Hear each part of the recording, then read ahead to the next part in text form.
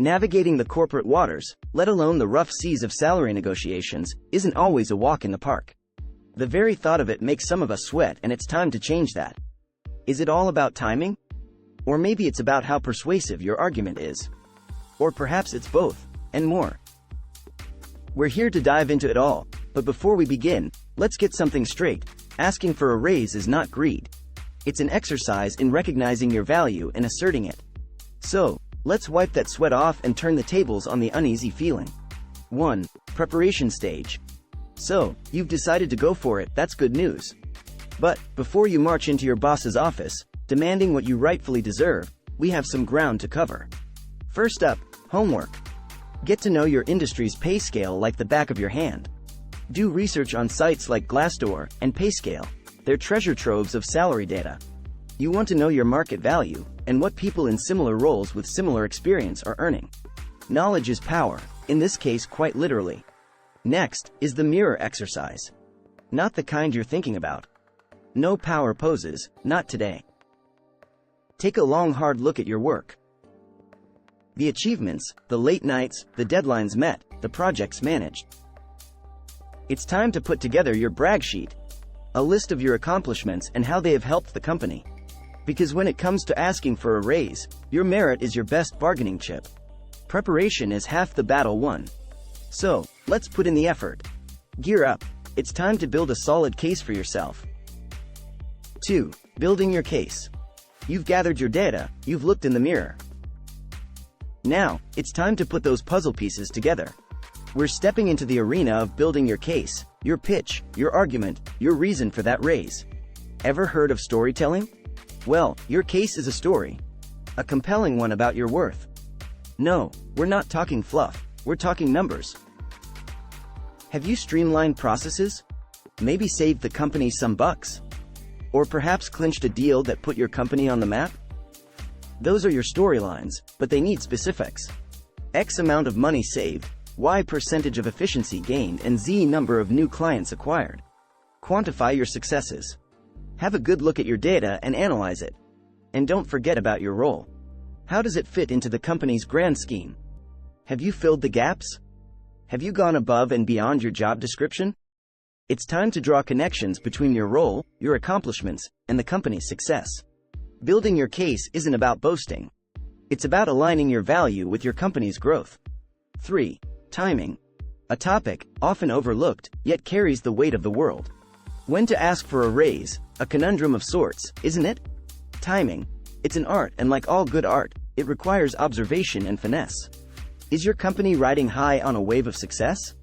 Maybe you've just wrapped up a stellar project? That's a green light, capitalize on it. Positivity breeds positivity. But hold your horses, if the company's just suffered a significant loss. A recent layoff, a lost contract, these are red flags. An annual review, and a performance evaluation, these formal settings can be ideal opportunities too. But that doesn't mean you wait around for them. You spot an opportunity, you take it. But remember, timing isn't just about company scenarios. Your performance is just as critical. Have you been consistently high performing? Or have you recently upped your game? These are factors to consider. Timing is a delicate dance. A balance between external circumstances and internal achievements. And finding that sweet spot can get you halfway through that door to a raise. 4. Negotiation techniques. Negotiation. It's a dance, a tug of war, a game of chess all rolled into one. It's not just about what you say, but how you say it. It's time to lay your cards on the table, to make the ask. But wait, don't just blurt it out, frame it. How do you go about this? Start with a positive. Appreciate your company, your role, and the opportunities. This sets the tone. Then segue into your achievements and your values, and then you make the ask. A fair increase, aligned with your market value and contributions. But what if you hear a no? Don't crumble or argue, be composed. Be assertive, not aggressive. Ask for feedback and understand the reasons. Sometimes, it might not be a no, but a not now. Could a review be scheduled in a few months? Are there performance targets you could hit to get that raise? Remember, negotiation isn't a battlefield. It's a space for dialogue, understanding, and growth. Let's approach it with openness and resilience. 5. Marketing with outcomes.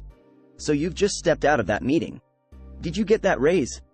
If yes, congratulations. But remember, with greater power comes greater responsibility. It's not just about enjoying the fruits of your labor, but also about proving that you're worth every penny. Make sure you up your game and show them that they made the right decision. But what if the answer was a no? It can be disheartening, but don't let it knock the wind out of your sails. Understand why. Was it a company-wide financial situation? Or was it your performance? If it's the former, well, then it's about waiting for a better time. If it's the latter, don't despair. Seek feedback and work on it. Consider it a pit stop in your journey, not the end of the road. Whether it's a yes or a no, outcomes offer opportunities to grow, to learn, to strive. They're not just verdicts, but signposts guiding your professional journey. Let's decode them together.